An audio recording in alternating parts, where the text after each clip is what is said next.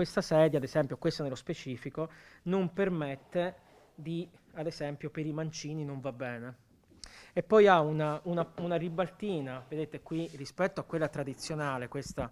invece ci consente, insomma, vedete, di girare facilmente per il mancino, quindi un'operazione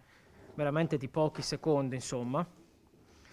e a parte il fatto che insomma ruota anche a 360,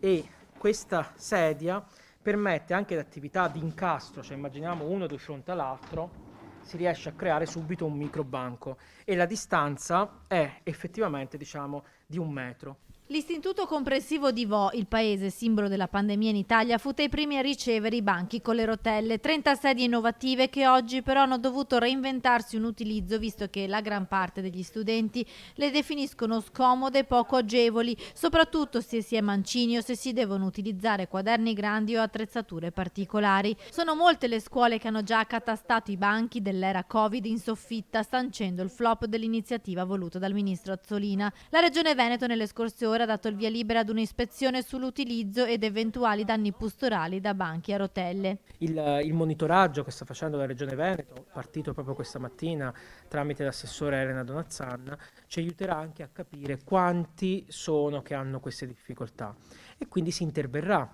Chiaramente anche noi dirigenti, come dire, vogliamo rispondere a quelle che sono le criticità, in questo caso posturale, e capire se possono essere utilizzate per 6 ore, 8 ore, piuttosto che per 1 ora o 2 ore.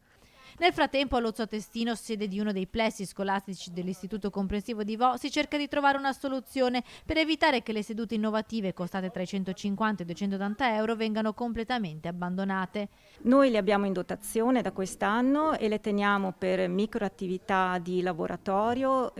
piccoli gruppi di recupero e in diversi momenti della giornata scolastica.